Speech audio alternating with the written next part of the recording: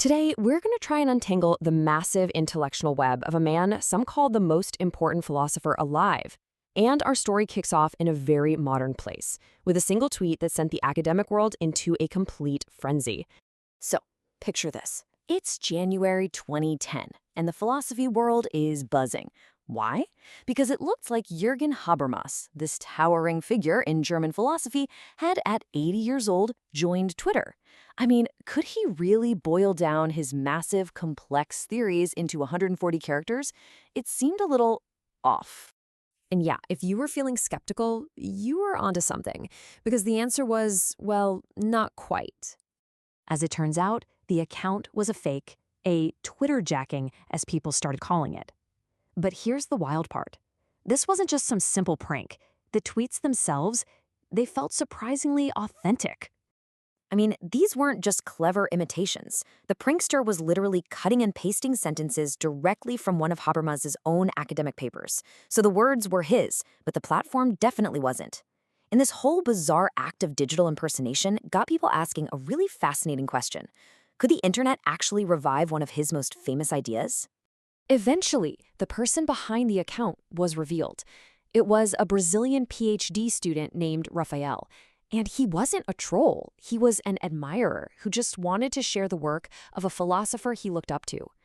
But by pretending to be the man himself, he accidentally kicked off a global debate among thinkers about what online conversation even is.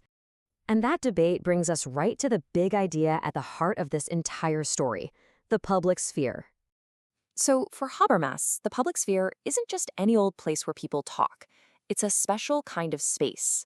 You can almost picture it like a town square, but for ideas. It's where citizens, totally free from state or corporate pressure, can use reason to debate the big issues and, hold power accountable. He believed the ideal version of this happened in the coffeehouses and salons back in the 18th century. That's where, he argued, public opinion first became a real force that could check the power of kings. But then he looked at the 20th century and saw that this ideal had been, totally corrupted. Mass media just became these giant profit-generating machines, and genuine debate got replaced by public relations and spin. Of course, we have to acknowledge the major criticism here. This golden age of debate wasn't exactly open to everyone. It was basically a sphere for educated, property-owning men. Women, the working class, peasants, they were all largely on the outside looking in.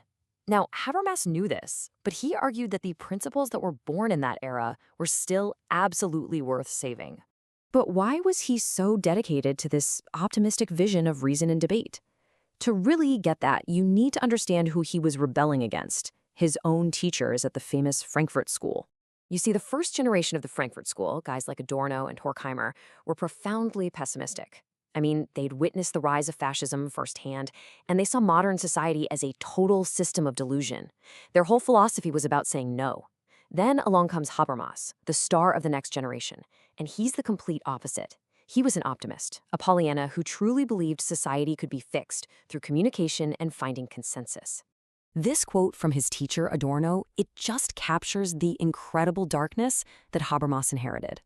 The first generation was completely defined by the trauma of the Holocaust. They saw reason itself as a tool of domination that led straight to barbarism. Habermas felt a moral duty to answer this despair, to find a way for reason to lead us toward freedom, not another Auschwitz. And this really became his life's mission, to defend the project of the Enlightenment, what he called modernity's unfinished project, against all its deeply pessimistic critics. So this is where we get to the heart of the Frankfurt spider metaphor.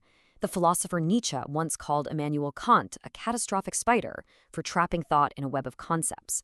But Habermas spun a totally different kind of web. His vast, sprawling system of theory wasn't a trap, it was a defense, a heroic structure built to protect reason from the forces of fascism and despair. At the center of this web, there are two key ideas. First is the life world. This is pretty simple. It's the world of our everyday lives, our families, our friendships, our cultural traditions. It's the background of shared meaning and trust that allows us to have genuine conversations and just connect as human beings. And on the other hand, you have the system. These are the big, impersonal structures of society, the market economy, the state bureaucracy.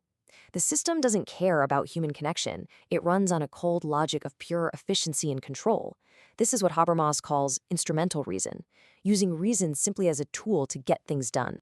The core problem of modern life, according to Habermas, is that the system is colonizing the life world. The logic of money and power starts to invade our personal relationships, our culture, and our public debates. It replaces real communication with strategic calculation. It basically turns citizens into consumers and taxpayers. You can really see this journey unfold over his career.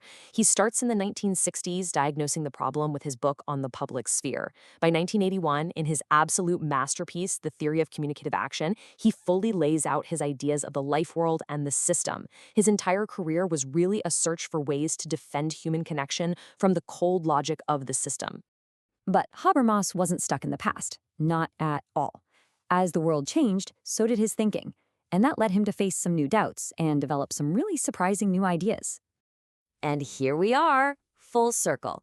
When he was asked directly about the internet, the very technology his hoaxer used, Habermas was deeply skeptical. He didn't see it as a new digital coffee house. He saw it as a force for fragmentation, creating millions of tiny, isolated conversations instead of a shared public sphere where society could actually talk to itself. And then came maybe the most surprising turn of all. The great defender of secular reason started to have some doubts. He began to argue that a purely secular state might actually lack the moral resources it needs to inspire its citizens. He believed that religious traditions held on to these valuable insights about morality and solidarity that a healthy society just couldn't afford to throw away. Which leaves us with the central question his entire life's work really poses to us today. In our age of social media echo chambers and deep political polarization, is the idea of a shared public sphere, of reaching consensus through rational debate, is that just a naive utopian dream? Or, as Habermas insisted right to the end, is it our only real hope?